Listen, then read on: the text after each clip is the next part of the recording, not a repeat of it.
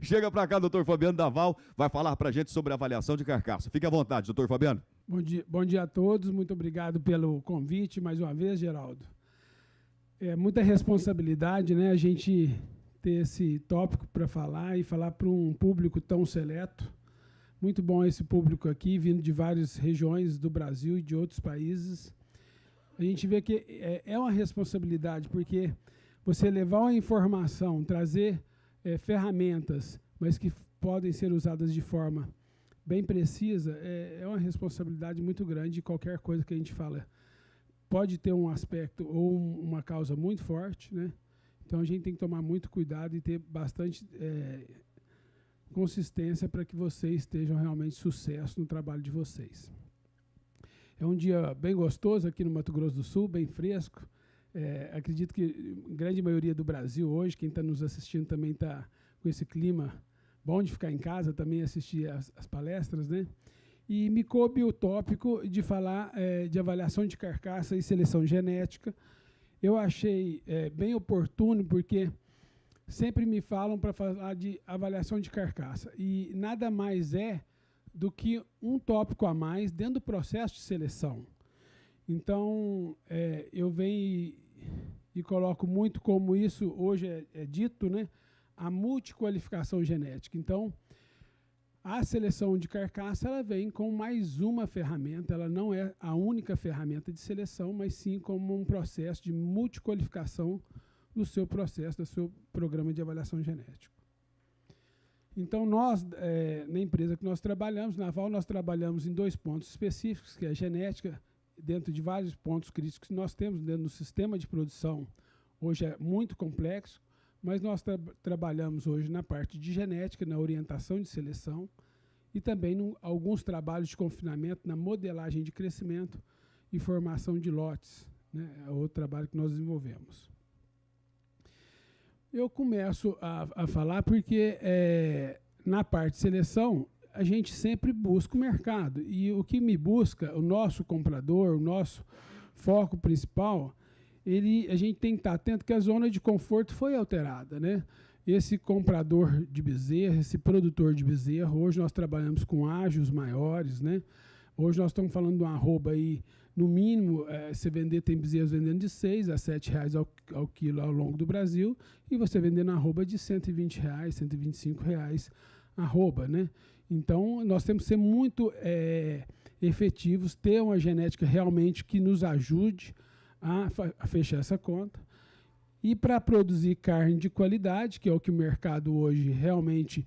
O mercado que eu falo não é só o mercado de frigorífico, é o mercado consumidor. Nós, como consumidores, nós queremos comer uma carne de qualidade. Nós queremos produzir uma carne talvez mais barata, mas na hora da gente ir ao mercado, nós queremos consumir uma carne de qualidade. Então, nós temos que pensar na consistência do nosso mercado da carne bovina, concorrendo com as outras e tendo ela como a primeira opção. Então, nós precisamos produzir carne de qualidade através desses bezerros de qualidade. E aí, essa qualidade passa por um processo que nós vamos falar. E isso hoje, tudo, muita informação, né? Hoje nós temos programas que divulgam o mercado dia a dia, que falam o que é o objetivo muito claro em termos de qualidade, e a gente tem que estar alinhando a todas essas informações. E houve hoje o começo falando muito rápido que agora nós temos que ter a pecuária de precisão. Como nós tínhamos a agricultura de precisão, seria uma pecuária de precisão. Mas no meu entendimento, a pecuária de precisão hoje, ela passa por pecuária de informação. Então, essa é a pecuária de precisão, é ter a informação para tomada de decisões. E essa informação é o que nós precisamos, porque hoje, em termos de mercado, as indústrias já têm muitas informações, conhecem muito bem dos nossos produtos, das nossas escalas, conhecem muito bem das idades que nós entregamos para eles, e eles vão precificar, e nós temos que também estar cientes dessas informações, quais são os produtos, qual a variação do rendimento de carcaça que nós entregamos. Nós sabemos que muitas vezes eu tenho lá uma boiada que rendeu 55%, 56% de rendimento, alguns animais confinados 57%, mas nós temos também uma margem grande de melhora, porque dentro dessa média que nós apresentamos, nós temos uma variabilidade que a gente pode ser trabalhada, né? E é isso que a gente precisa conhecer mais da nossa informação. Pegar não só a média, mas pegar quais os touros que nós estamos usando que estão me dando melhor resultado econômico, que estão me entregando não só peso, mas rendimento de melhor forma, né? Porque o peso é importante, mas se eu agrego rendimento, dando um peso médio bem razoável, eu otimizo muito meu uso de pastagens e de consumo, etc. É importante também.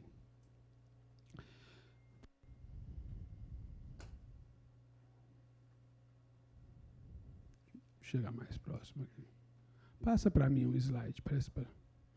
Então, essas informações, em termos de protocolo, está muito claro hoje o que se busca. Nós vamos falar depois, o Fábio vai falar do 1953, mas essa informação de mercado está muito clara. E a gente tem que estar hoje bem profissional, sabendo para onde que nós vamos produzir a carne, como que nós vamos remunerar por isso. Próximo. E aí nós temos que ter essa atenção, né? O que é importante do ponto de vista econômico, seja na cria, seja na recria e seja na engorda. Nós, como brasileiros, nós sabemos, muitas vezes, nós somos muito apegados ao visual, né? Seja no carro, seja, vou falar nas pessoas, seja no touro, né? Eu vou pôr algumas imagens de Nelore aqui, porque nós tivemos alguns estudos, eu queria já pedir licença, porque é a nossa base, nós trabalhamos muito montana também para usar a campo na base do Nelore. Mas esse era um touro que nós fomos, dentro da raça Nelore, era um touro maravilhoso, de uma musculatura, um touro de 15 anos ou 20 anos atrás, edital, muito musculoso, que na hora de foi comprovar nos programas de melhoramento, realmente não tinha esse potencial inteiro. Então, essa informação visual, muitas vezes deixa muito nós, prejudica nosso avançar em termos de melhoramento genético, quando nós temos que buscar mais a informação e realmente o que importa do ponto de vista econômico. E aí, para nos ajudar, hoje o que a gente olha mesmo é os índices, né? Hoje nós temos vários índices, né? Aumento de produtividade nós vamos ter que ter, reais por hectare, nós vamos ter que aumentar a lotação, melhorar rendimento, a redução da idade ao abate, aumento do desfrute. Então, nós temos vários indicadores que nos vão ajudar a buscar essa informação e nós temos que ter ferramentas genéticas para chegar nesse ponto, né? Então, aí nós temos os parâmetros de desfrute físico, pode fazer em unidade animal ou em reais. Então, esses indicadores nós vamos ter que trabalhar para isso. E vários programas ao longo do Brasil. Aí nós temos a Integra, temos aí a Prodap, nós temos alguns índices da terra. São todos programas que hoje monitoram a nossa rentabilidade.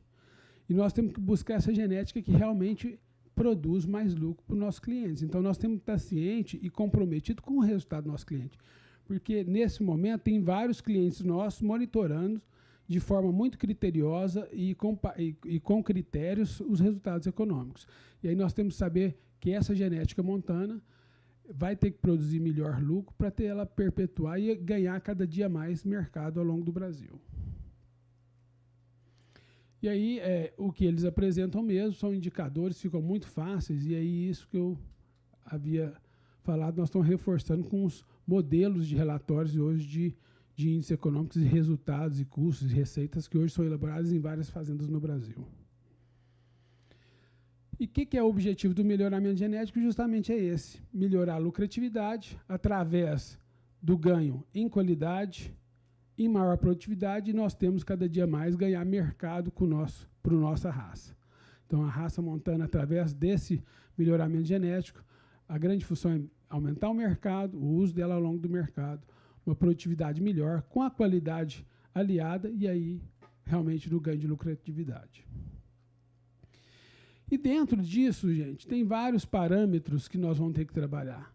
Então, dentro da fertilidade, uma cria por ano. Eu estou reforçando isso porque eu não quero vim falar de carcaça, falar que carcaça é tudo no mundo. Eu acho que nós temos que ter uma visão abrangente do nosso negócio, que nós vamos agregar mais, mas a fertilidade é um dos grandes gargalos que nós ainda temos. E aí, eu estou falando dela que eu vou falar muito, tanto que a parte de acabamento pode ajudar na nossa desempenho de fertilidade, né? A parte de habilidade materna, eu quero que aos 8 meses, se eu puder, eu já tenho 50% do meu peso de abate. Eu me posiciono muito melhor em termos de produtividade, né? Nem eu estou conseguindo ler aqui que eu coloquei aqui agora. Desempenho, né? O peso, importantíssimo hoje para um abate mais precoce. Nós precisamos do peso sem dúvida, né? A precocidade sexual também é outra coisa que hoje, sem dúvida nenhuma, hoje não só em ganho genético que nós temos em termos de seleção, mas principalmente a nível de rentabilidade. Os animais que param aos 2 anos, dentro de um manejo adequado de nutrição, ele é muito importante financeiramente. A parte de rendimento é outra coisa que muitas vezes os criadores falam assim, eu não recebo rendimento de carcaça quente, você já recebe no seu dia a dia. É o peso de carcaça quente. Nós precisamos buscar e otimizar essas características. A parte de acabamento, muito importante, não só nos protocolos, que a indústria já tem aí de remuneração muito clara, mas nos nossos índices de fertilidade que eu vou discorrer ao longo da palestra. Hoje nós temos seleção para temperamento, que também é importante, né? E a parte de eficiência alimentar, que vai interferir totalmente nos nossos custos de produção. O Marcelo deve falar na próxima palestra. Então, hoje é multicaracterística e nossa visão tem que ser bem ampla. Isso que é a multiqualificação genética que nós temos que buscar. Então, fica claro assim, qual que é a regra do jogo? Qual que é o nosso objetivo principal? Então, o desafio nosso é o mercado. Primeiro, esses critérios de qualidade estão bem claros, e o problema de variabilidade que a gente tem hoje no frigorífico, nós precisamos melhorar. Seja no confinamento, no frigorífico e varejo, que eles são consequências. E o cenário é isso, ser competitivo dentro da nossa fazenda, para que a gente mantenha a pecuária com a alta rentabilidade, cada vez com a área menor e menor tempo. Esse é o cenário que a gente tem. E a gente busca sempre esse produto para o nosso cliente, para que o nosso cliente realmente esteja cada vez mais consumindo mais carne de melhor qualidade, tendo a nossa carne como uma primeira escolha, né? E agora nós temos um viés muito grande, que é esse mercado da carne gourmet, né? Então, hoje está muito forte a carne gourmet, podendo agregar alguns produtos. O Fábio vai falar da 1953. E aí, dentro do programa Montana, eu acho que sempre a gente tem que buscar, eu queria deixar essa mensagem. Se quiser ser o líder, a gente tem que inovar. A gente paga um preço para isso, né? Porque depois a gente vai só seguir e fica muito mais fácil. Mas nós, como líder, como inovadores, nós temos que pagar um preço e tentar achar melhor esses nichos de mercado, que o usuário da nossa genética Montana, ele precisa ter uma remuneração realmente melhor, ele buscar mais produto, e nós, em termos de inovação, nós temos que ir atrás disso para os nossos clientes e abrir caminho de mercado. E agora, voltando específico para a parte de características de carcaça, tem várias perguntas que nos são feitas na hora que a gente começa, a gente não tem experiência, se existe componente genético. Quer dizer, o que eu selecionar para rendimento, para acabamento, para grau de marmorização, existe um componente genético? Isso é herdável, né? É importante, eu vou ganhar com isso? Na parte de rendimento nós vamos ganhar, na parte de acabamento também. Na parte do marmoreio é questionável, depende do programa que você tiver. Nós temos problemas aí de classificação e de remuneração ainda, né? São nichos.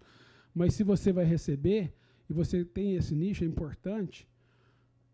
A raça montana precisa melhorar a qualidade de carne, quer dizer, tudo que a gente produz é bom, ou a gente ainda tem margem para a gente melhorar essa uniformidade, essa produção de carne de qualidade? Outra pergunta é se existe incompatibilidade, quer dizer, eu vou melhorar rendimento ou a parte de acabamento e eu vou piorar outras características, eu vou piorar minha fertilidade? É outra dúvida que sempre a gente tem que responder. E se é fácil de ser feita, né? Eu quero implantar alguma coisa que é muito fácil, que uma vez eu vou lá e já consigo identificar os melhores animais. Respondendo à parte da herdabilidade, aqui é um estudo que nós temos na raça Nelore, foi os primeiros que a gente fez aqui, no Angus tem vários, mas mostrando que para a área a gente tem uma herdabilidade de 0,35, para a gordura em torno de 0,40, 0,52, quer dizer, as características têm boa herdabilidade. Então, é passível de seleção. E dentro, já que é passível, nós temos que buscar aquilo que valoriza, que é o peso, a idade jovem, o rendimento, o acabamento e de cada vez buscar uniformidade também, né?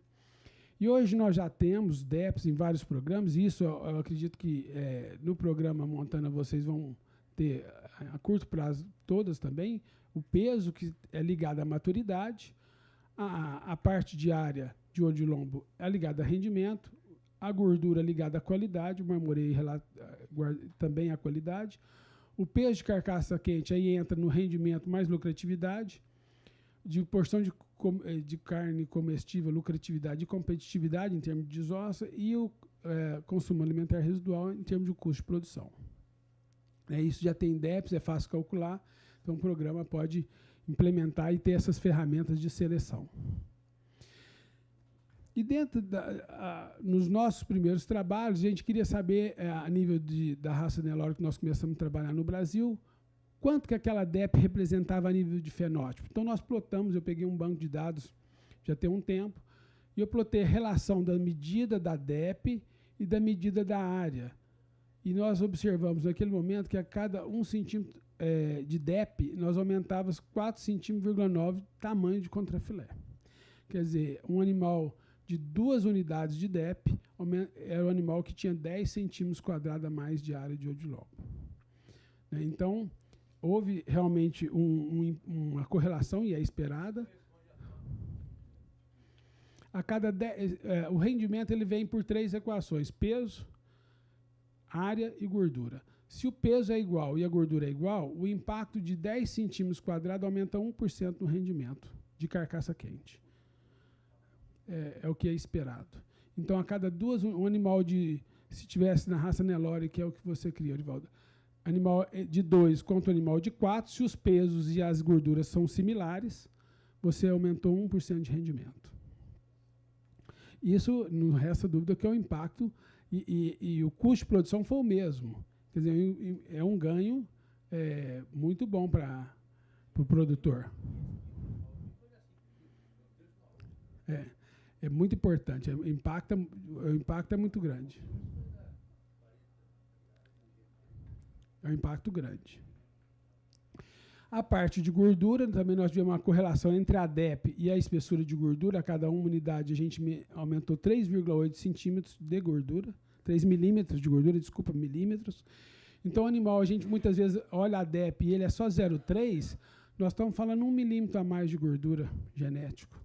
Então, a DEP, muitas vezes, a unidade está muito baixa, mas ela representa muito, né, no animal. Agora, o animal entre 0 de gordura e 1 unidade de gordura, aumenta 3 milímetros de gordura na sua progênie.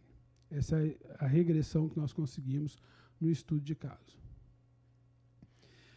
Agora, sempre quando eu vou fazer algum trabalho em alguns criadores, vem aquela pergunta: eu faço macho, faço fêmea, o que eu vou fazer? E aí depende da qual velocidade que você quer e qual assertivo que você quer ser. Porque o ideal é que você faça a cada safra. Então, vamos lá. Em termos de área de odilombo, se eu não tenho um filho avaliado só da matriz, eu tenho 18% só de acurácia na informação. Então, se eu não faço avaliação nas novilhas, e eu vou esperar ela ter a primeira cria, vamos supor que ela empreou normal aos 24 meses, teve a primeira cria aos 3 anos, e o primeiro filho dela saiu com a avaliação completa com 18, mas vai sair a DEP com mais aí uns 4, 5 meses, ela vai ter 5 anos de idade. Com 5 anos de idade, ela tem informação de um filho. Essa precisão é de 18%.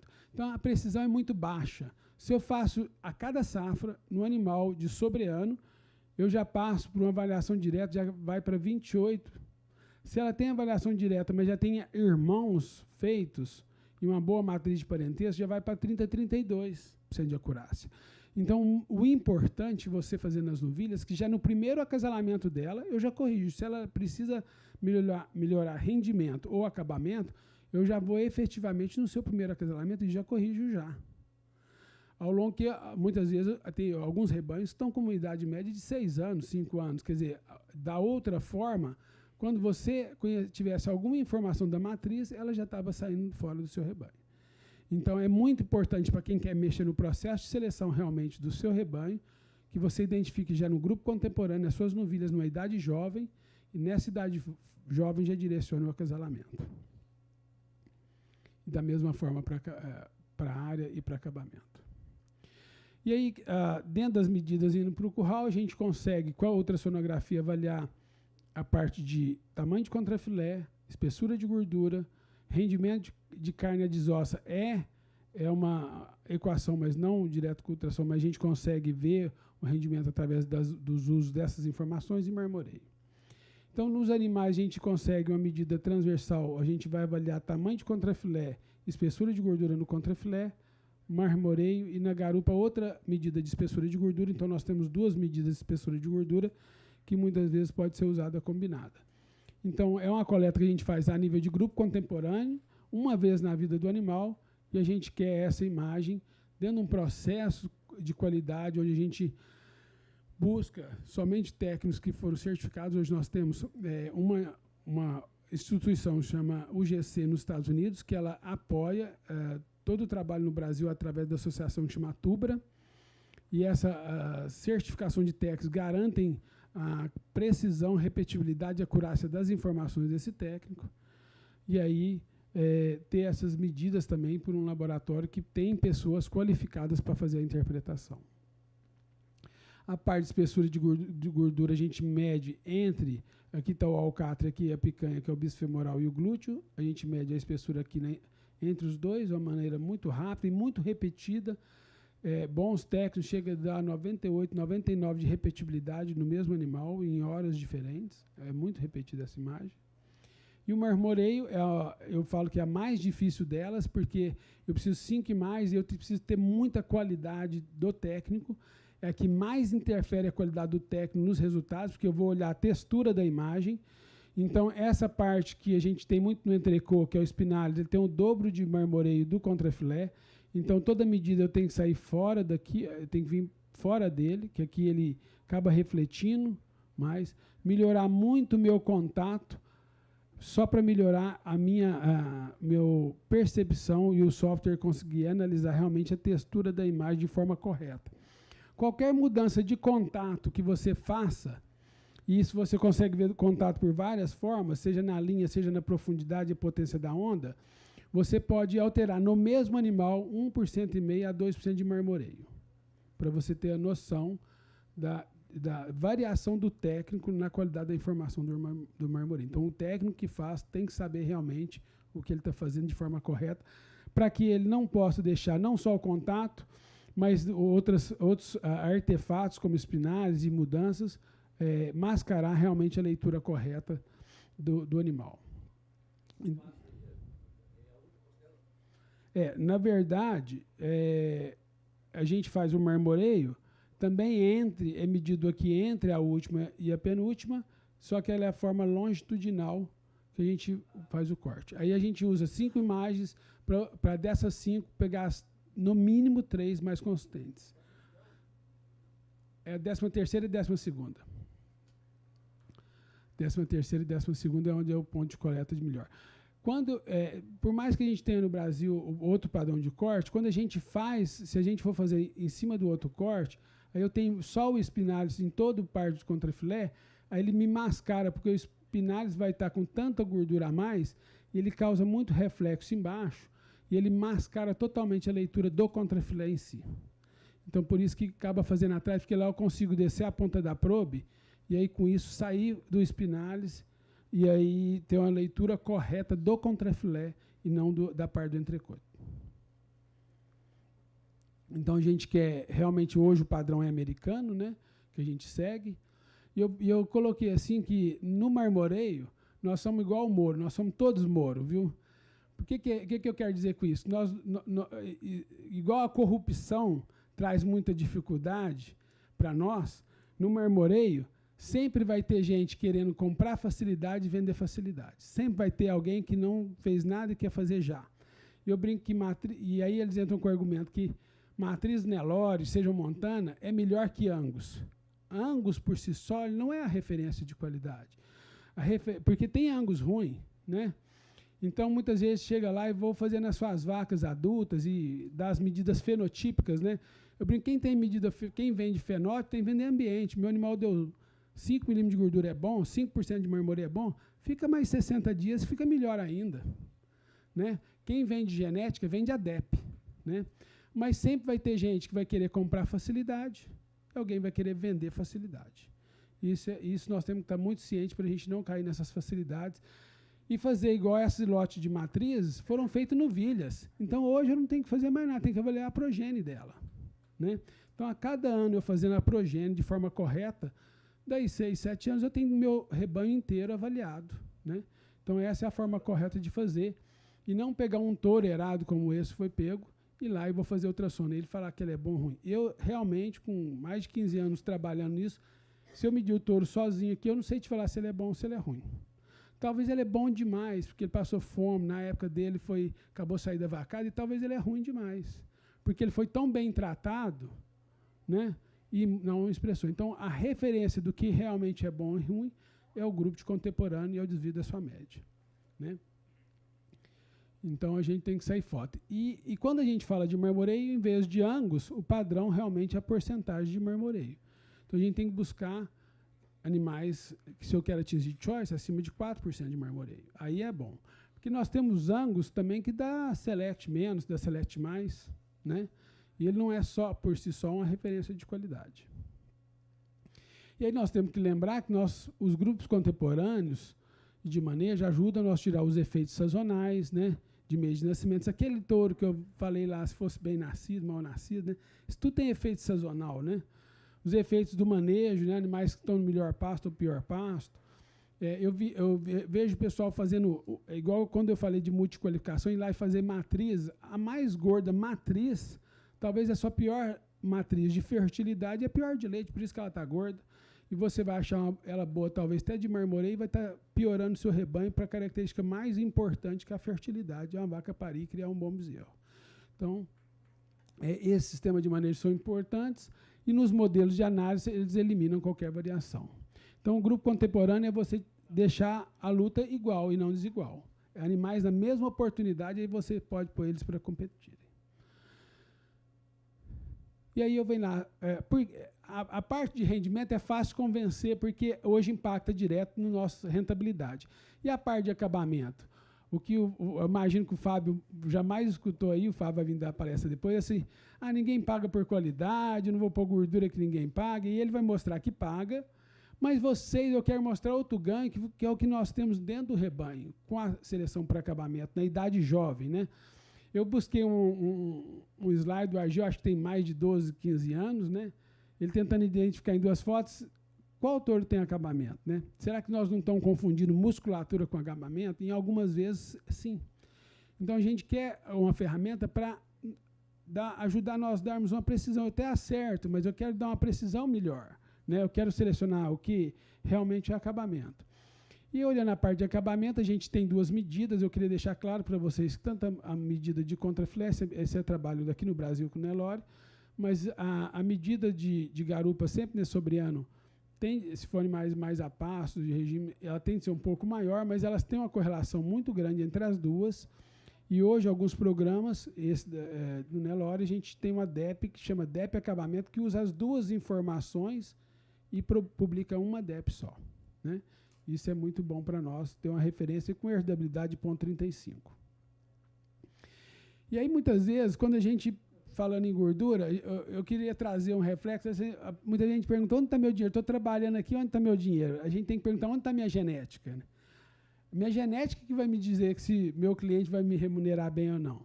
E como que eu posso fazer uma genética melhor?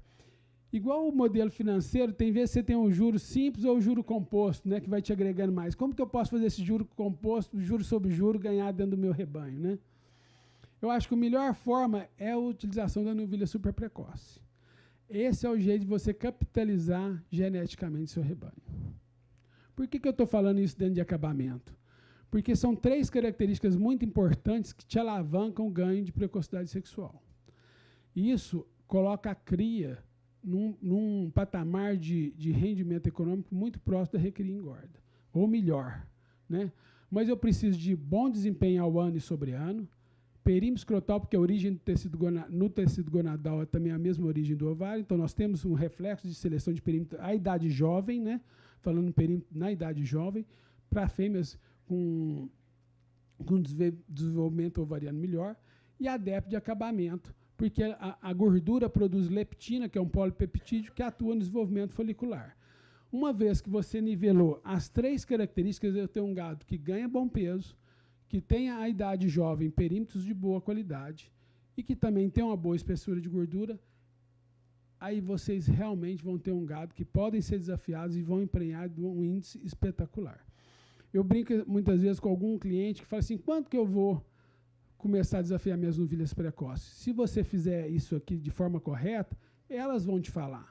Porque você vai chegar na fazenda e elas vão estar montando uma na outra e você não vai aguentar, falando, não, eu tenho que cobrir essas novilhas. Isso depende desse alinhamento. Não quer dizer que um touro de muito desempenho que não dá gordura, que ele não dê precocidade sexual. Ele dá sim, nós temos exemplo de alguns touros que mesmo não tendo acabamento, deu muito peso, bom perímetro, e ele dá precocidade sexual.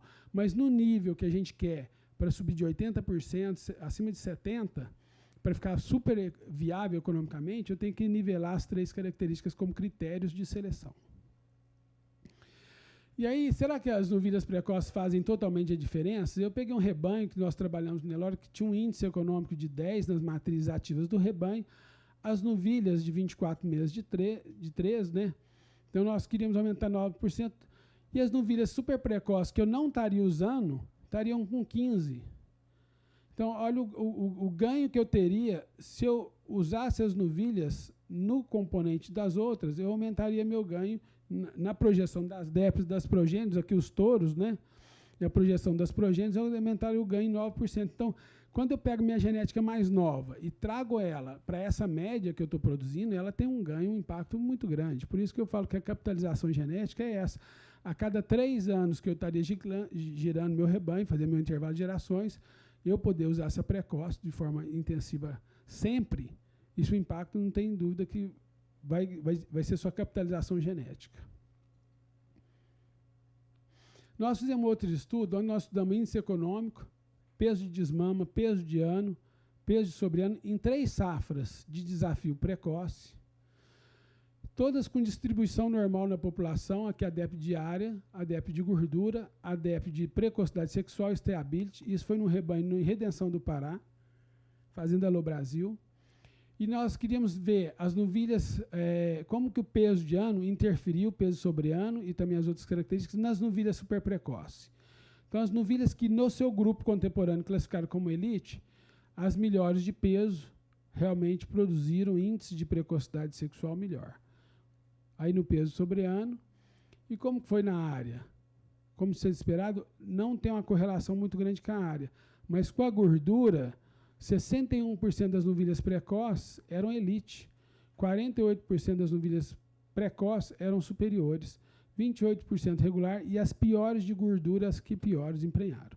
Como eu te falei, não é só essa característica, ela depende do perímetro também, do peso também, mas a gordura traz um impacto muito grande na expressão da precocidade sexual, e ela é uma grande aliada junto à seleção do peso e seleção de perímetro escrotal.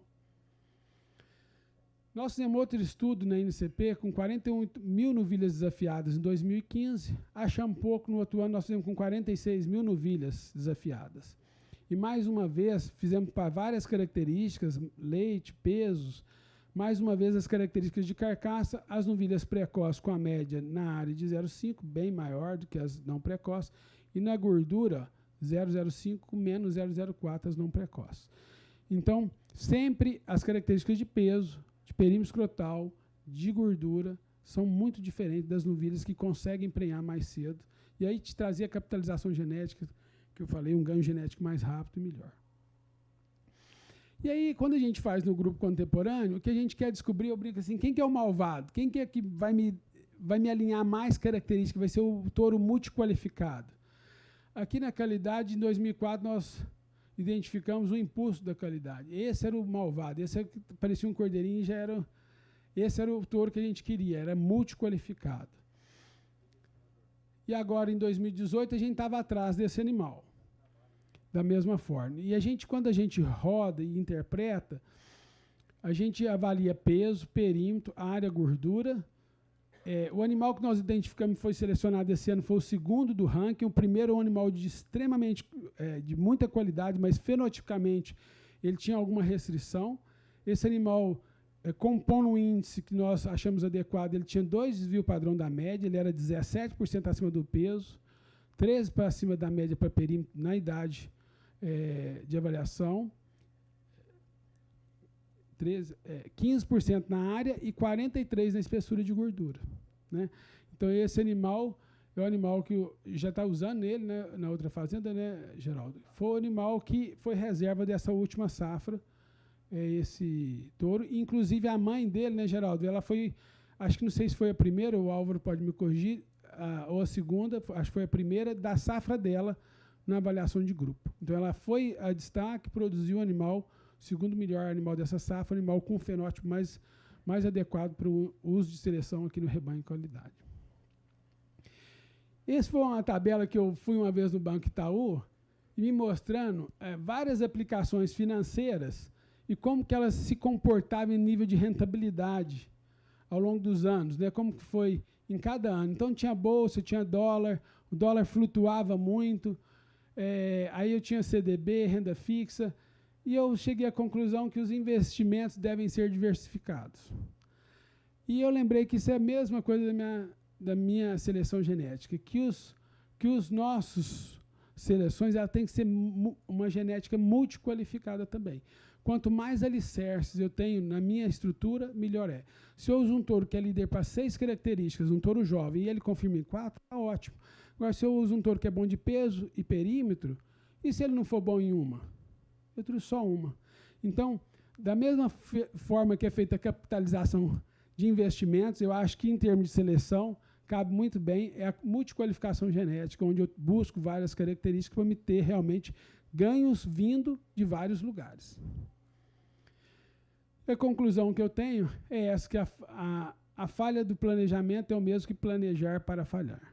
Então, não basta contar com a sorte. A gente tem que realmente buscar as ferramentas de seleção, identificá-las e multiplicá-las da forma mais objetiva e rápida possível.